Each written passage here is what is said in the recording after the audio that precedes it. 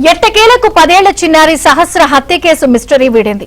10వ తరగతి చదువుతున్న పక్కింటి అబ్బాయి బాలికను కిరాతకంగా హత్య చేసినట్లు గుర్తించారు. చోరీ కోసం వచ్చి సహస్రను చంపేశాడు.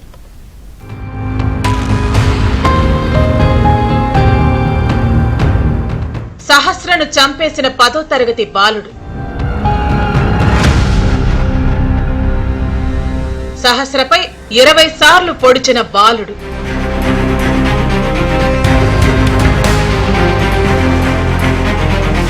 చోరీ కోసం వెళ్లి హత్య చేసిన బాలుడు.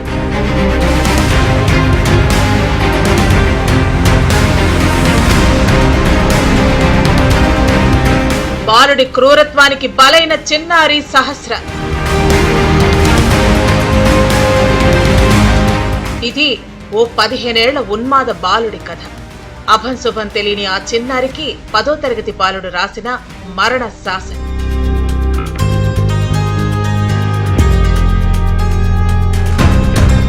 ఎట్టకేలకు కూకట్పల్లి సహస్ర హత్య కేసును పోలీసులు ఛేదించారు.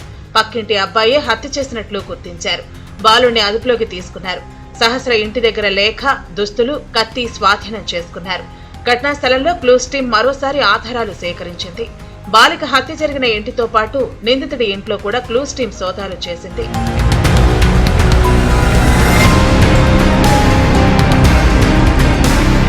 పక్కా ప్లాన్ ప్రకారం బాలుడు చోరీ అండ్ మర్డర్ కు తెగబడ్డాడు.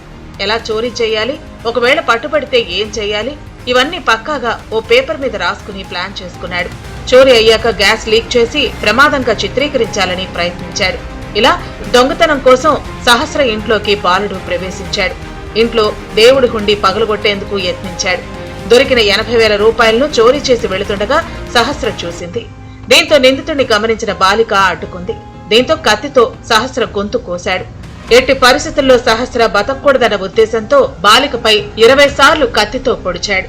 బాబు వయసు ఎంత, ఆ బాబు చేసిన పని ఎంత, దొరికించుకోవాలి. ఎందుకు పోలీస్ స్టేషన్ తీసుకెళ్తాం ఆ బాబుని? ఇక్కడ మన కిరోసిన్ బస్ తగలబెడితే పోతాడు కదా, పక్కన కూడా భయం ఉంటది కదా. మరి పక్క ప్లాన్ తోటి ఉన్నాడు. అలాంటి వాడిని ఎట్లా చేయాలండి చెప్పండి? మీరు శిక్ష ఎందుకు వేయాలి? కాల్ చేస్తే అయిపోద్ది కదా. ఎందుకు అలాంటి పనులు చేయలేకపోతున్నారు? అక్కడ అభయ ఎట్లయింది? అట్లయినప్పుడు ఏం చేశారు? శిక్ష వేశారా లేదా? చనిపోయిందని నిర్ధారించుకున్నాక సహస్ర ఇంటి నుంచి పక్క బిల్డింగ్ లోకి వెళ్లిపోయిన బాలుడు అక్కడ 15 నిమిషాలు భయంతో దాక్కున్నాడు. ఈ బాలుడి వ్యవహారాన్ని గుర్తించి ఎస్పోటీకి సమాచారం ఇచ్చారు పొరుగునే ఉన్న ఓ సాఫ్ట్వేర్ ఇంజనీర్. దీంతో బాలుడు చదువుకుంటున్న స్కూల్ కు వెళ్లి విచారించారు. బాలుడు ఎంతకు నోరు విప్పకపోవడంతో బాలుడి ఇంట్లో తనిఖీలు చేశారు. ఈ తనిఖీల్లోనే ఇంగ్లీష్ లో రాసుకున్న లెటర్, కత్తి, రక్తంతో తడిసి ముద్దైన దుస్తులు స్వాధీనం చేసుకున్నారు. బాలుడిని పోలీసులు అదుపులోకి తీసుకుని ప్రశ్నిస్తున్నారు.